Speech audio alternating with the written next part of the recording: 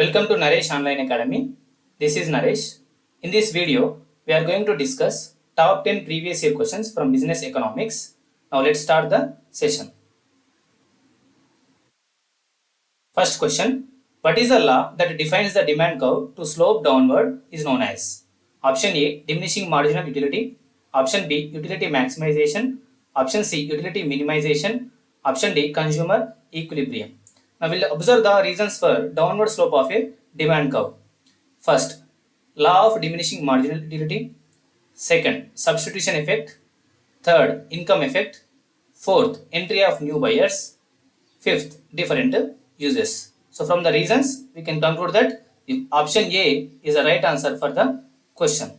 That is diminishing marginal utility. What is the law of diminishing marginal utility?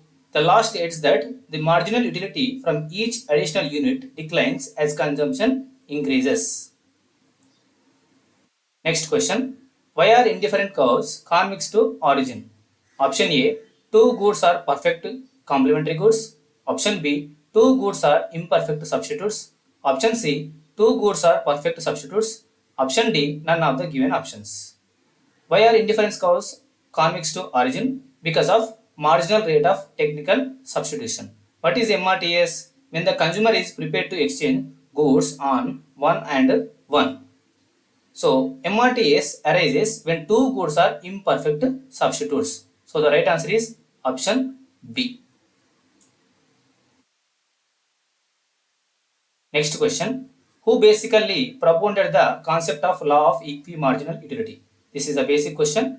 The law of equimarginal utility was given by H. Gaussen in 1854. The law is also known as Gaussen's second law, or also known as second law of consumption. So the right answer is option B, H. Gaussen. Next question. Which of the following is not a cause of the shift in demand for a product? Option A, change in the price of substitutes. Option B, change in the income of a consumer. Option C, change in the price of a product. Option D, none of the given options.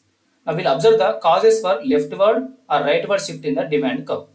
Change in the income of a consumer, change in the price of a substitute, change in the price of a complement, change in taste and preference of the consumer, increase or decrease in population. So from the reasons or causes, we have option A, we have option B also, and there is no option C in the causes for leftward or rightward shift in the demand curve. So the right answer is option C, that is change in the price of a product. Next question. If the elasticity of supply is greater than 1, the supply curve would be option A, touching y-axis, option B, passing through the origin, option C, vertical, option D, horizontal. Now we'll observe what is elasticity of supply. The elasticity of supply is greater than 1 when the quantity supplied changes by a larger percentage than the price changes. So when we observe the diagrammatic representation of the elasticity of supply curve, it is clear that the elasticity of supply is greater than 1, the supply curve would be touching y-axis. Next question. If price changes by 1% and supply changes by 2%, then the supply would be option A, static, option B, indeterminate, option C, inelastic, option D, elastic. The right answer for the question is option D, elastic. Now what is elasticity? The elasticity of supply is the responsiveness of the quantity supplied of a good to a change in its price. It is measured by using formula, that is the percentage change in quantity supplied divided by percentage change in price. Next question. Which of the following statements is true about the production function? Option A, it shows the technological relationship between cost and inputs. Option B, it shows the technological relationship between output and input. Option C, it shows the relationship between price and inputs. Option D, it shows the economic relationship between output and input. The right answer for this question is option B, it shows the technological relationship between output and input. Next question. A firm comes to the point of shutdown when? Before going to answer this question, we have to know about what is shutdown point. What is shutdown point? A firm should not produce at all if the total revenue from its product does not equal or exceed its total variable cost, that is TVC. Now we'll see the options. Option A, the total revenue is equal to the total variable cost. Option B, the total revenue is equal to the total cost. Option C, the marginal cost is equal to the average cost. Option D, the total cost is equal to the average variable cost. The right answer for this question is option A. That is, the total revenue is equal to the total variable cost, where we meet shutdown point. Next question. Opportunity cost is the money terms is dash. Options. Option A, economic cost. Option B, resources used. Option C, explicit cost. Option D, normal profit.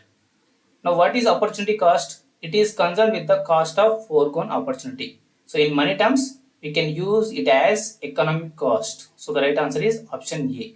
Opportunity cost in the money terms is economic cost. Next and last question. When the output is 0, total variable cost is dash. Option A 0, B 1, C negative, D none of the given options. When we observe the diagrammatic representation of total variable cost, total fixed cost, where output is 0 here, where output is 0, total variable cost, this curve, total variable cost curve is also 0. So the right answer for this question is option A, that is 0. When output is 0, total variable cost is also 0. Thank you friends. This is all about top 10 previous year questions from business economics. If you like the session, please like the video, share the video to your friends and subscribe to our channel. Thank you.